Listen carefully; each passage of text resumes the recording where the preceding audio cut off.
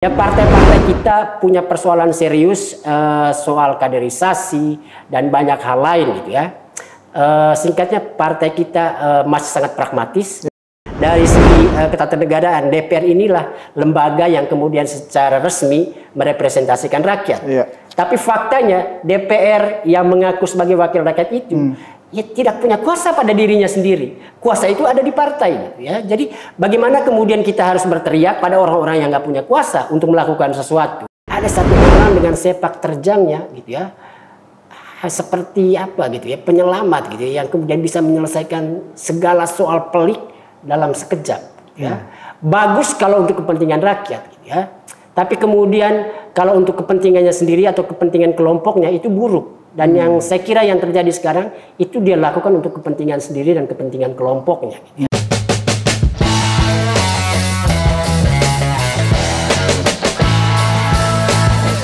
Guys-guysku, assalamualaikum warahmatullahi wabarakatuh. Kembali lagi di Torpedo. Sekarang balik lagi bersama Abang Awak, Bang. Ya. Walaupun dari Indonesia Timur, tetap Abang Awak, Bang. Iya. Karena ready on call. Ready on call, ya. Bang, komen soal ini, Bang. Izin, Bang. Siap. Bang Lucius Karus, tidak ada yang nggak kenal beliau, Bang. Ya. Apalagi kita yang di parlemen, Bang. Yes. Makasih, Bang. Kita udah diterima di markas besar. Siap. Formapi ini. Terima kasih juga, Torpedo berhasil menembak Formapi ya. Bang, jangan panjang-panjang lagi, Bang. Ya. Secara garis besar, apa yang mau kita torpedo sama Bang Lucius hari ini, Bang? Ya, kita lihat bahwa Bang Lucius sedikit dari banyak orang yang memiliki concern terhadap parlemen di Indonesia ini. Bahkan mungkin kalau bisa dikatakan Bang Lucius ini kalau menerjemahkan peran dan kinerja parlemen ini mungkin orang yang harus paling dicari di Indonesia untuk bisa menerjemahkan kinerja parlemen dalam beberapa dekade ini kan. Jangan-jangan gara-gara sering dicari itu juga sekarang diam. Nah, kita ingin diskusi nih, Bang Lucius. Kita tahu bahwa parlemen ini belum 1 tahun dan kemudian tapi ada beberapa hal yang entah kenapa kalau kita bilang tidak lazim kalau bahasanya seperti itu. Dan kembali lagi kita juga ingin tahu dari kacamata Bang Lucius, apakah anggota DPR sekarang ini mengimani peran dia sebagai harapan atau ekspektasi dari masyarakat-masyarakat yang di bawah ini? Silakan Bang Lucius. Ya, saya nggak tahu sih apakah DPR mengimani seperti itu. Ya, tapi iman itu kan mestinya harus kelihatan dalam perbuatan, gitu, ya, dalam tindakan, dalam keputusan. Kalau kita bicara DPR, gitu ya. Dan kalau kita bicara dari fungsi legislasi, gitu ya, kita tahu bahwa DPR 2024-2029 ini luar biasa, gitu. Karena di tahun pertama mereka bekerja, bulan Februari, bulan Maret, gitu, mereka sudah bisa mengesahkan 3 RUU, gitu ya, RUU TNI, RUU Minerba dan RUU BUMN, gitu ya. Jadi ini luar biasa sekali, gitu ya. Baru pernah sejak 2014 minimal gitu ya, DPR di tahun pertama di bulan-bulan awal sudah bisa mengesahkan sampai 3 RUU. Produktivitas 3 RUU ini sebenarnya sudah hampir seperti tradisi gitu, karena di 2014-2019 periode itu 3 RUU juga di tahun pertama gitu. 2019-2024 3 RUU prioritas juga di tahun pertama. DPR kali ini juga sudah mengesahkan 3 RUU. Ini belum setengah tahun gitu ya. Masih ada setengah tahun lagi. Jadi kita berharap kali 2 gitu ya. Jadi akan ada 6 RUU di tahun pertama mereka bekerja. Tapi kita kembali lagi soal mengimani tadi itu. Apakah kemudian pengesahan cepat 3 RUU di awal periode itu menunjukkan bahwa DPR saking pedulinya mereka baru habis-habisan berkampanye di pemilu 2024 gitu ya. Sehingga dengan begitu cepat bisa mengesahkan 3 RUU ini gitu ya. Tentu untuk menjawabnya saya kira kita bisa melihat bagaimana proses pembahasan 3 RUU itu dilakukan. Sulit untuk kemudian memahami bagaimana bisa DPR gitu ya, dengan kebiasaan hanya 3 RUU yang bisa disahkan di tahun pertama mereka bekerja. Di periode ini 3 undang-undang itu mereka sahkan di awal tahun gitu ya. Itu artinya DPR ini luar biasa gitu tenaganya gitu ya. Itu terlihat ironis gitu, karena kita tahu betul ada sekitar 50% DPR baru yang baru dilantik gitu ya. masa penyesuaian diri mereka saja belum tuntas gitu ya untuk mengetahui apa yang harus dikerjakan sebagai anggota DPR, dan pada saat yang sama ada 3 RUU penting yang kemudian disahkan ya. Dari kritik yang banyak disampaikan oleh publik, kita tahu betul bahwa ada yang salah dalam proses pembahasan RUU itu gitu ya. Cepatnya proses pembahasan 3 RUU yang kita sebutkan tadi itu nampaknya itu memang karena tidak ada pembahasan di DPR gitu ya. Yang ada itu ya mungkin basa-basi rapat gitu untuk terlihat bahwa ada proses pembahasan gitu ya. Tapi substansi yang kemudian ada dalam 3 RUU itu dibahas di luar sana gitu ya. Lain kamar berarti Bang ya. Jadi misalnya BUMN, keputusan kemudian untuk memasukkan atau pembentukan Danantara gitu ya. Itu nggak ada pembicaraan di DPR soal Danantara itu. Yang punya pembicaraan soal Danantara itu presiden gitu ya. Jadi saya khawatir RUU BUMN ini sudah selesai di meja presiden gitu. Ke DPR, sampai di DPR basa-basi lah pembahasan gitu biar terlihat ada kerjanya gitu. Lalu kemudian disahkan. Jadi proses instan seperti itu yang kemudian bisa menjelaskan kenapa ada 3 RUU penting bisa disahkan oleh DPR di waktu mereka baru 5-6 bulan sejak dilantik gitu ya. Gitu. Ya, artinya kalau kita lihat kan, kalau Bang Lusius bilang seperti itu, kan kalau dari tampak luar kan ini heterogen kan, betul, dari berbagai macam parpol ya. Tapi kalau Bang Lusius bilang harusnya, kalau kita bilang masa penyesuaian dulu anggota DPR, tapi tiba-tiba menelurkan 3 undang-undang yang strategis untuk pemerintahan ke depan. Berarti sebenarnya tampak dalamnya homogen atau gimana Bang? Ya saya kira di situ persoalan besar kita sih. Kalau bicara DPR ini, kadang-kadang saya mulai merasa bahwa mengkritik DPR itu tidak ada gunanya. Ya, mengkritik anggota DPR apalagi gitu ya. Menjadi sangat tidak punya manfaat ketika kemudian kita tahu yang kemudian menguasai anggota DPR itu adalah partai gitu ya. Dan partai kemudian yang menguasainya adalah koalisi gitu ya. Ya partai-partai kita punya persoalan serius soal kaderisasi dan banyak hal lain gitu ya. Singkatnya partai kita masih sangat pragmatis dan pragmatisme itu membawa mereka pada kelompok yang kemudian dinamakan koalisi dan oposisi ini gitu ya. Dan koalisi ini kemudian mematikan betul warna beragam dari partai-partai itu. Kita tidak pernah mendengar bagaimana misalnya PKS dengan warna keislamannya gitu memperjuangkan sesuatu dalam RUU BUMN atau di Minerba gitu ya, untuk memastikan misalnya pengaturan itu disesuaikan dengan apa yang kemudian jadi ideologi PKS gitu ya. Begitu juga partai-partai lain gitu. Jadi partai itu sendiri sebenarnya sudah mati ketika mereka kemudian bergabung dalam koalisi, dan itu yang terjadi sekarang ini gitu ya. Jadi kalau mau bicara sekarang ini ya tidak ada lagi warna di DPR gitu, karena bahkan yang mengaku sebagai oposisi itu pun nggak jelas sekarang ini gitu ya. Setiap saat mereka mengatakan mereka oposisi, tapi pada saat yang sama mereka mengatakan mereka teman dekatnya Pak Prabowo ya. Jadi konstruktif Bang biasanya Bang. Ya.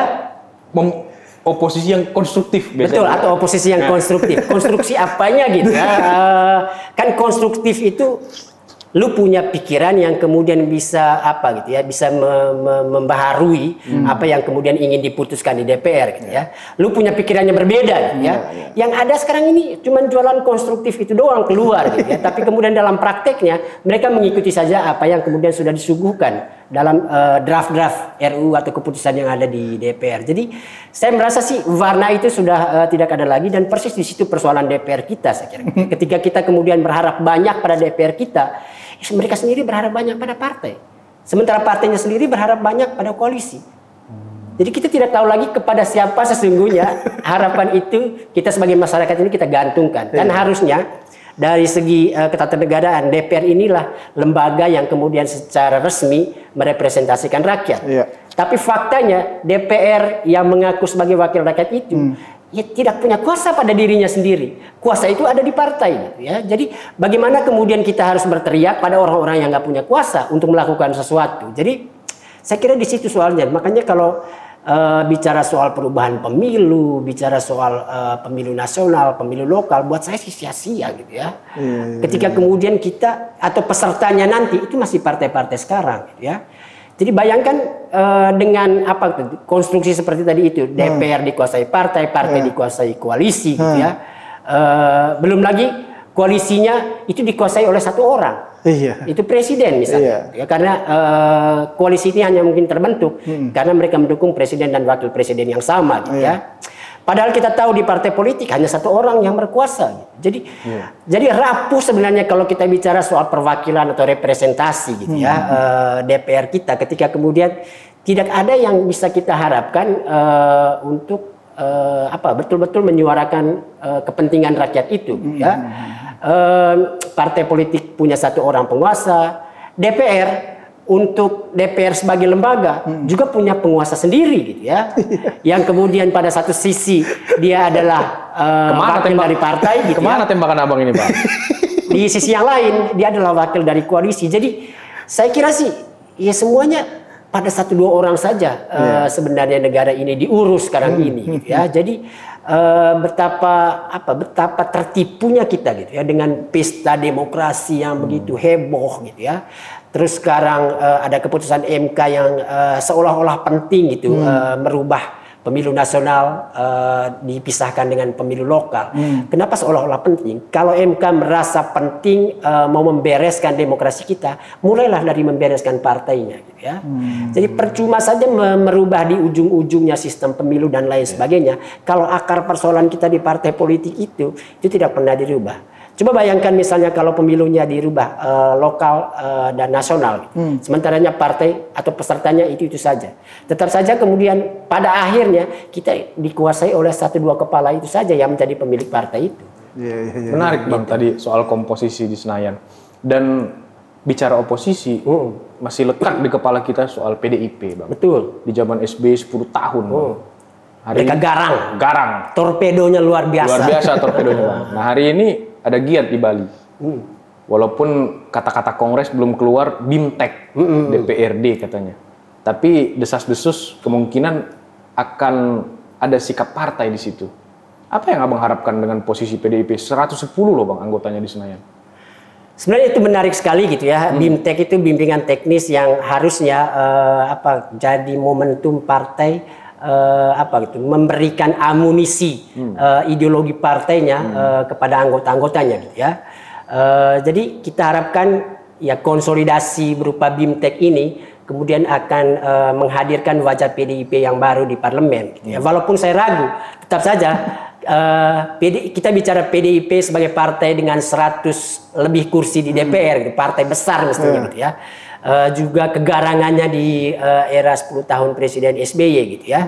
Tapi kan kita tahu partai sebesar ini pun akan tunduk pada satu suara Ibu Megawati. Gitu. Jadi BIMTEK-nya itu akan sangat tergantung kemudian sikap politik Ibu Mega. Gitu. Jadi kalau di sana dikompor-komporin untuk kritis dan lain sebagainya, tapi kemudian Ibu Mega tiba-tiba bernegosiasi dengan pemerintah, ya sia-sia juga. Gitu. Tapi saya kira sebagai awal dari kongres yang selalu tertunda dari PDIP, BIMTEK ini kita harapkan jadi momentum dari PDIP, atau katakanlah ini harapan kita gitu ya.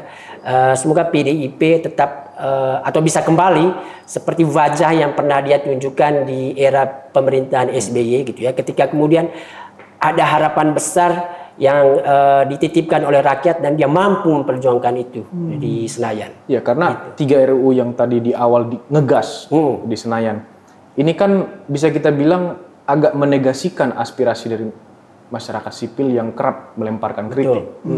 Nah siapa yang bisa menampung aspirasi ini kalau bukan faksi-faksi politik di Senayan? Gitu kan, itu dia soal kita sekarang itu ya. Kenapa kemudian saya katakan belakangan kita banyak diam gitu. Kita jarang sekali menemukan suara-suara kritis yang langsung terarah ke DPR gitu belakangan ini gitu ya. Ya mungkin karena tidak ada wadah itu gitu. Kita nggak punya kelompok atau partai politik atau fraksi di DPR yang bisa seperti yang diperankan oleh PDIP di era 2014 gitu ya. Kita dengan mudah kemudian bisa mengakses fraksi PDIP, lalu menyampaikan apa yang kemudian jadi aspirasi kita, dan dia dengan mudah pula untuk mengajak untuk berjuang bareng-bareng. Gitu ya. Yang sekarang ini sih ya itu nggak ada lagi gitu ya, dan yang ada di DPR itu entahlah ya. Jumlah anggotanya memang semakin banyak, partai memang sekitar 8, 9, 10 tiap periode gitu ya. Tapi ya keseragaman tadi itu membuat kita kemudian kesulitan untuk menemukan partner gitu ya, memperjuangkan atau ya memperjuangkan aspirasi yang kita inginkan di DPR gitu. Ya, karena dari 40-an list prolegnas prioritas ini sebenarnya ada yang didesak sangat urgen untuk segera disahkan. Betul. Contohnya RUU Masyarakat Hukum Adat MHA, RUU PPRT misalnya. Dua RUU ini bayangkan Bang, selain hutan tempat mereka, budaya adat istiadatnya pun terancam. Kalau memang tidak ada batasan yang jelas untuk bagaimana korporasi masuk atau negara lain atau apapun itu untuk mengakses wilayah adat itu. Ini kan sangat urgen Bang. Dan harus dicatat, mereka sudah ada sebelum Republik ini berdiri. Betul. PPRT itu lebih gede dari ojol. Kalau Bang Adian bilang ojol itu 7 jutaan, 10 jutaan Bang. Bahkan itu belum ikut margin of error. Belum kita cek ke gang-gang, ke kampung-kampung. Bisa jadi lebih. Datang bekerja, belum kekerasan seksual, bahkan pulang dengan nyawa. Dua RUU ini kayaknya masih jauh panggang dari api ini Bang. Apa catatan Abang? Ya itu dia. Pertama saya kira tadi tidak ada kekuasaan anggota-anggota DPR itu untuk menentukan apakah ini perlu dibahas segera atau ditunda gitu ya. Tapi dua RUU ini sangat bagus untuk dijadikan komoditas politik gitu ya. Dia bisa jadi janji yang baik dari pimpinan DPR, dari siapapun yang ada di DPR untuk kemudian meyakinkan rakyat seolah-olah dia betul-betul memperjuangkan kepentingan rakyat. Jadi setiap event politik itu ya menjelang pemilu misalnya, RUU PPRT ini ramai dibicarakan. Betul. Itu juga masyarakat adat karena DPR tahu atau partai politik tahu gitu ya. PPRT ini adalah orang-orang gitu, orang-orang yang jelas gitu objeknya ada di mana gitu ya, dan membicarakan kepedulian pada mereka sebagai orang kecil tentu akan positif gitu ya. Dan kita sudah tahu betul sejak periode yang lalu 2019-2024 sering sekali PPRT ini dijadikan komoditas politik gitu ya. Antara lain misalnya sering diucapkan oleh Ibu Puan Maharani gitu ya. Pada saat misalnya heboh soal keinginan Puan Maharani untuk menjadi calon presiden atau calon wakil presiden, dia beberapa kali mengucapkan janjinya untuk segera mengesahkan RUU PPRT ini. Walaupun saya masih ingat betul Formapi termasuk yang paling meragukan janji itu waktu itu, dan betul sekarang terbukti gitu ya. Memang itu hanya sekedar janji dari sejak saat itu sampai sekarang masih lagi dijanjikan lagi gitu. Jadi nampaknya RUU yang kemudian berhubungan langsung dengan rakyat itu justru menjadi senjata politik paling bagus dari DPR gitu ya, untuk kemudian terus dihidupkan dalam janji-janji yang baru setiap momen politik yang baru muncul gitu. Jadi saya kira sih ya akhirnya seperti itu kita bisa katakan terhadap RUU PPRT yang bahkan sudah sejak era 2010-an diusulkan masuk dalam prolegnas gitu ya. Udah 20 tahun yang lalu Bang. Betul, atau 20 tahun yang lalu. Sejak 2019-2024 itu pembahasannya sudah sangat nyata gitu ya. Ada draftnya, dan draftnya itu nggak panjang-panjang amat, cuman 30-an 40-an pasal doang kok. Jadi agak aneh saja ketika kemudian RUU BUMN, Minerba, TNI mereka bisa ngegas dalam 1-2 minggu, tapi RUU yang jelas-jelas sudah ada fisiknya, sudah dibahas pula, itu bahkan mereka tidak bisa sahkan secepatnya. Itu artinya memang RUU ini nggak perlu disahkan juga gitu. Tapi akan selalu baik untuk kemudian jadi isi janji baru menjelang event-event politik yang mengharapkan dukungan dari publik gitu. Tapi kita dapat informasi dari ketua panjanya itu Wabil Khusus PPRT ya. DIM dan Surpres itu sudah dikirim oleh Presiden Jokowi pada saat itu. Tapi kena torpedo. Siapa yang mentorpedo? Ketua DPR katanya. Ya saya kira betul, di RUU PPRT memang pernah ramai juga dibicarakan gitu ya. Surpres sudah dikirimkan, tapi tidak kunjung dibahas di rapat bamus oleh pimpinan DPR. Dan memang dialah yang kemudian memanfaatkan ini gitu. Dia yang selalu menjanjikan gitu ya. Oh ntar lagi nih mau disahkan, ntar lagi mau dibahas dan lain sebagainya gitu. Tapi saat kita kemudian berharap, saat itu hilang juga prosesnya di DPR gitu. Nah Bang, menarik tuh yang Abang bilang bahwa dalam 1-2 minggu undang-undang seperti BUMN yang kemudian tiba-tiba entah dari mana ada danantara di dalamnya itu dibahas dengan kilat gitu loh. Nah, saya ingin memperdalam nih Bang. Kalau misalnya berarti ada paradoks di sini kan. Ketika anggota DPR yang baru dan kemudian mereka membahas undang-undang yang strategis ini dengan cepat. Padahal kata Abang polanya biasanya di akhir tahun tadi kan. Ya. Nah, untuk mengesahkan tiga di tahun pertama ya. Di tahun pertama kan. Nah, ini apa Bang sebenarnya Bang yang terjadi Bang? Apakah ini bukan menggambarkan representasi sama dari sekali tidak, suara rakyat gitu loh atau gimana Bang? Sama sekali tidak. Dan itu betul-betul ditunjukkan oleh suara publik yang berbeda kan saat DPR mengesahkan RUU itu. Jadi kalau berulang kali DPR mengulangi jargon bahwa mereka adalah wakil rakyat, saya kira saat yang sama mereka sesungguhnya tahu mereka sedang menipu atau berbohong. Gitu, ya. Tapi ya mau tidak mau, seperti yang kita katakan tadi, anggota DPR itu nggak punya kuasa. Ya, yang punya kuasa itu partai, dan partai itu nggak punya kuasa juga di hadapan koalisi. Gitu. Jadi ya jangan-jangan memang tidak ada yang punya kuasa. Yang punya kuasa itu siapa yang kemudian bisa menyodorkan draft lalu mengatakan dia punya kepentingan dengan draft itu. Jangan-jangan juga ada duit di balik itu gitu ya, yang kemudian mempercepat proses pembahasannya. Jadi kepentingan pragmatis itu yang kemudian bisa mendorong cepat atau lambatnya proses pembahasan RUU DPR. Jadi pasti atau hampir kita bisa pastikan bukan karena kepedulian DPR sebagai wakil rakyat, ya sama sekali tidak, dan itu ditunjukkan dalam 3 RUU yang disahkan DPR di awal periode 2024-2029. Baik Bang, gitu. Nah ini kan nggak adil kalau kita bicara hanya tentang yang DPR yang periode ini yang sementara belum 1 tahun. Nah kalau Abang melihat, kita komparasikan misalnya entah 1 dekade atau 15 tahun yang lalu, apakah memang polanya seperti ini juga Bang? Atau ada perubahan pattern, ada perubahan pola, di mana kalau dulu masih ada ruang dinamikanya begitu tinggi. Kalau sekarang kita lihat ruang dinamikanya bukan tidak tinggi ya. Kalau di bawahnya rendah apa ya? Tidak ada, malah hampir gitu loh. Nah kalau Abang melihat apakah memang dari dulu itu menjadi pola di DPR atau Abang melihat ada pergeseran dinamika? Saya kira sih polanya hampir sama aja gitu dari dulu gitu ya. Yang beda apa gitu? Mungkin prosentasenya itu aja gitu ya. Semakin kesini konsolidasi di antara partai politik di bawah naungan koalisi itu semakin kuat sejak era Presiden Jokowi gitu ya. Bagaimana dia dengan segala macam cara menggabungkan partai, mendatangkan partai oposisi bergabung dalam koalisi gitu ya. Itu betul-betul sebuah upaya, dan upaya itu berhasil untuk mengamankan pemerintahan Jokowi selama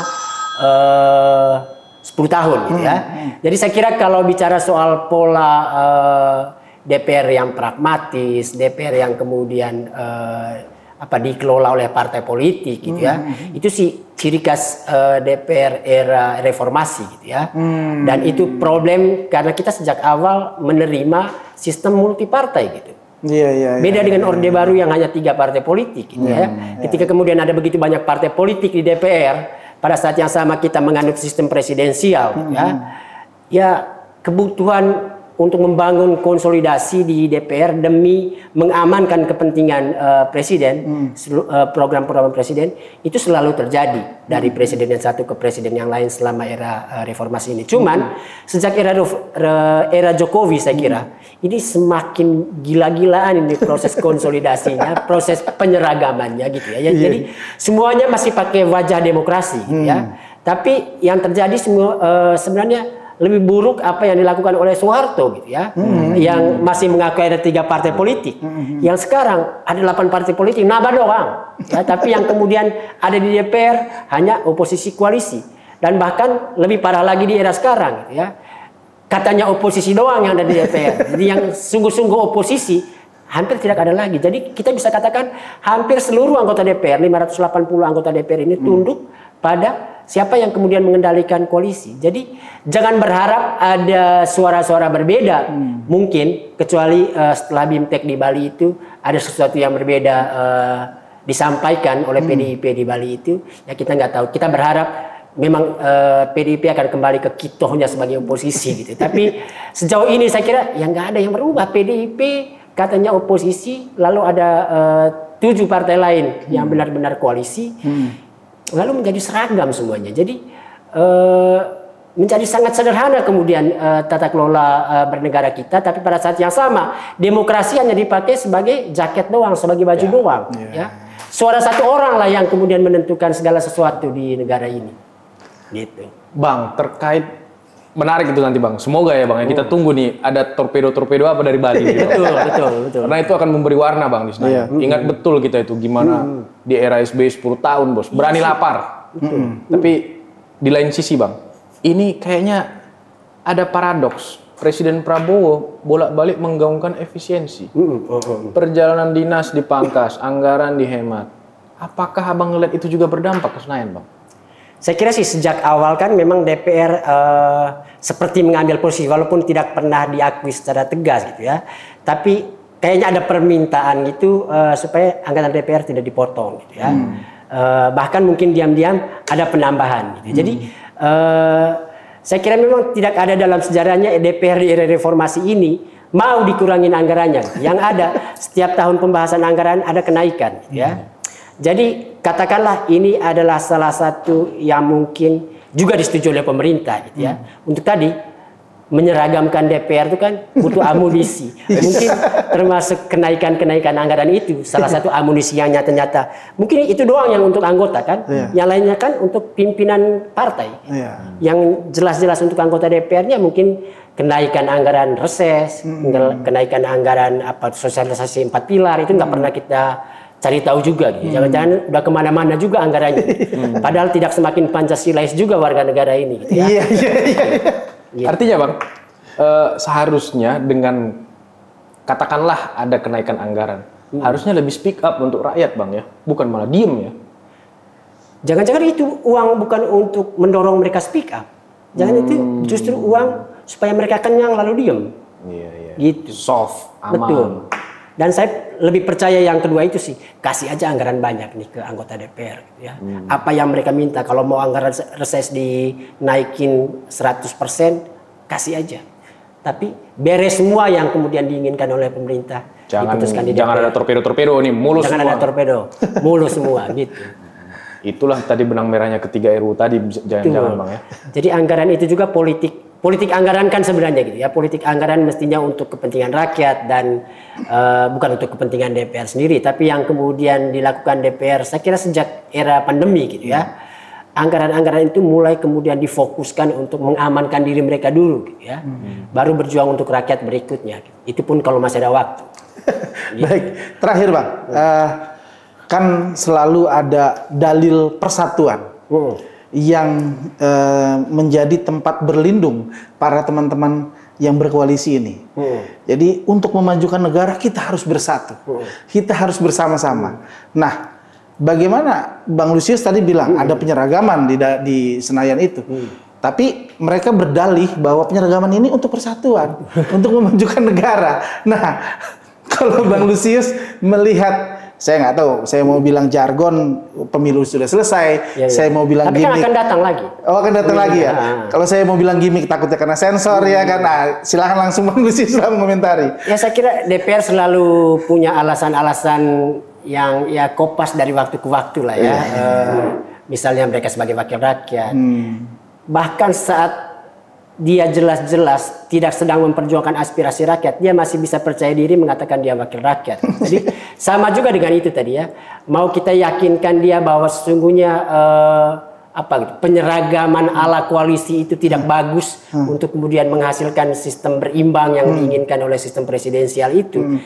Ya DPR-nya pasti bilang kita bersatu begini untuk kepentingan bangsa. Gitu. Makanya judul HUT kemerdekaan yang ke-80 juga ada bersatunya di judul pertama. Jadi ini kata-kata ya jargon-jargon politis yang saya kira banyak semakin kesini semakin banyak digunakan oleh DPR maupun politisi-politisi kita gitu ya. Jadi jargon-jargon yang ya jangan harap kemudian itu datang dari kenyataan atau itu mewujud dalam kenyataan gitu ya.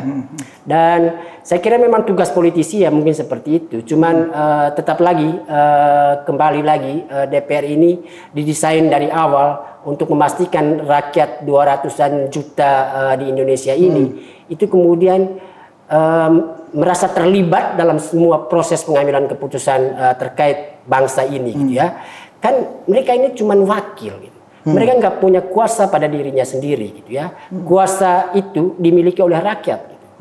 Tapi yang kemudian dibelokkan oleh DPR itu mereka memang nggak punya kuasa pada dirinya sendiri, tapi kuasa itu diambil alih oleh partai. Jadi kalau kita mau membayangkan ada perubahan di DPR ke depannya untuk memastikan anggota DPR itu masih punya ruang untuk memperjuangkan kepentingan rakyat, saya kira harus dihapus sistem recall itu. Ya. Jadi partai tidak boleh merecall anggotanya hanya karena misalnya berbeda pendapat. Gitu, ya. Cari misalnya sistem atau desain apa yang kemudian memungkinkan ada juga peran rakyat di sana. Gitu, ya. Jadi recall itu diberikan ke rakyat untuk memastikan rakyat tidak hanya tunduk pada apa yang diinginkan oleh bukan anggota DPR dan tidak hanya tunduk pada apa yang diinginkan oleh partai, tapi lebih penting apa yang diinginkan oleh rakyat. Itu Bang Riki tadi udah menyampaikan terakhir. Ini kayak terakhir dari aku nih. Wajah DPR sebagai lembaga perwakilan harusnya itu kan penyeimbang, speaker dari apa yang dirasakan di bawah. Tadi kita analisis, aku mengutip dari Abang, mungkin karena mereka tidak punya kuasa, karena yang punya kuasa adalah parpol. Lalu mungkin ada dugaan kenaikan anggaran karena memang mereka yang nggak tahu pula akan Bang.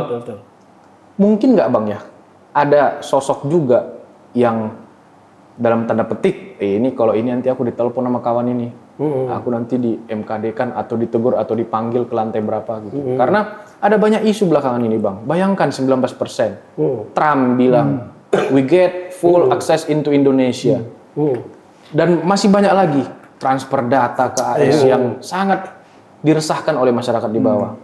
Mungkin nggak Bang ada sosok itu, ada pihak itu selain dua faktor tadi yang membuat kenapa Senayan ini nggak bersuara gitu? Ya saya kira seperti yang kita katakan tadi, ujung-ujungnya semua yang mengaku punya kuasa ini bergantung pada satu orang, gitu ya. Kalau orang itu ada di DPR, saya kira bukan dia puncaknya, gitu ya. Dia hanya eksekutor dari satu orang kuat lainnya, gitu ya. Tapi ya orang kuat yang ada di DPR ini, ya boleh-boleh juga lah memperlihatkan dirinya seolah-olah dia adalah ujung dari semua ketergantungan kekuatan yang ada di bawahnya, gitu ya. Dan praktek itu yang saya kira juga baru di DPR 2024-2029 gitu.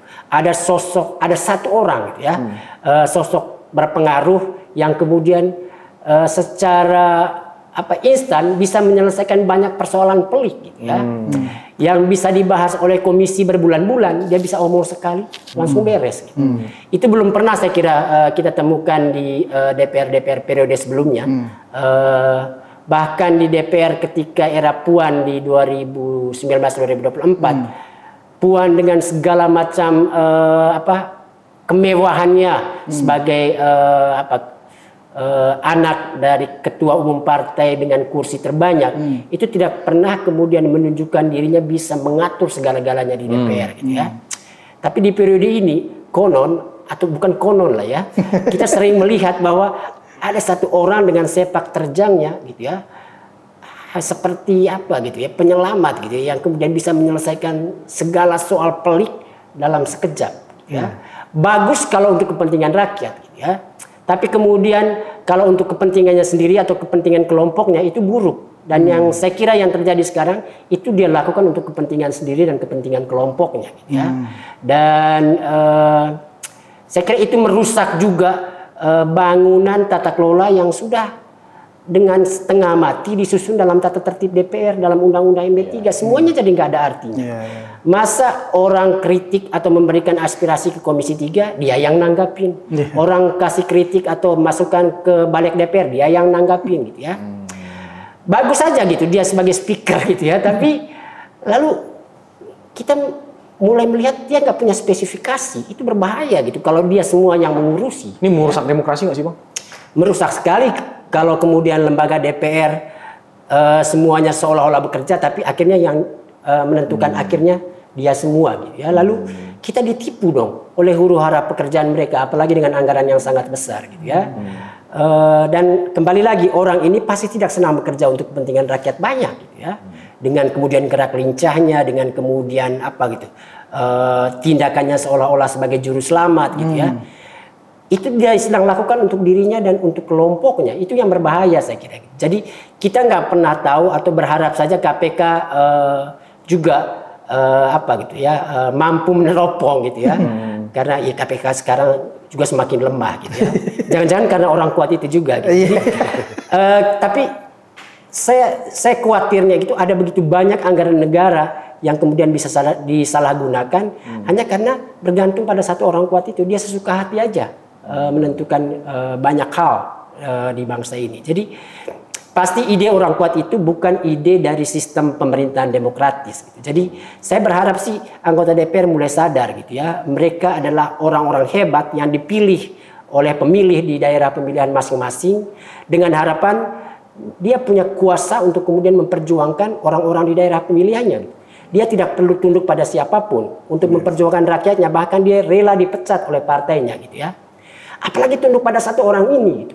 Itu konyol untuk anggota DPR yang tampil mewah, yang tampil gaya gitu di depan konstituennya. Tiba-tiba jadi tikus basah gitu di DPR gitu ya, di hadapan orang itu. Gitu. Jadi buat saya sih ini refleksi penting mengingatkan DPR bahwa dia adalah wajah dari demokrasi yang kita sedang bangun gitu ya. Kalau dia kemudian hanya menunjukkan drama seolah-olah sebagai lembaga demokratis, tapi faktanya dia tunduk pada apa yang diinginkan oleh satu orang, ya DPR ini sedang merusak dari dalam demokrasi kita ini sesungguhnya. Gitu. Bang, berbincang sama Bang Lucius tidak pernah tidak menarik, Bang. Iya. Inilah surnya aku kalau sama Bang Lucius. Aku sedikit aja, kalau kita merunut perbincangan kita dari tadi, tidak tahu lagi lah, kita menyuarakan aspirasi pun mental juga itu barang. Iya. Berarti perlu dievaluasi mata kuliah teori perwakilan politik di seluruh S1 ilmu politik se-Indonesia. Karena ini di depan mata praktiknya. Kita ketemu lagi di Torpedo berikutnya. Assalamualaikum warahmatullahi wabarakatuh.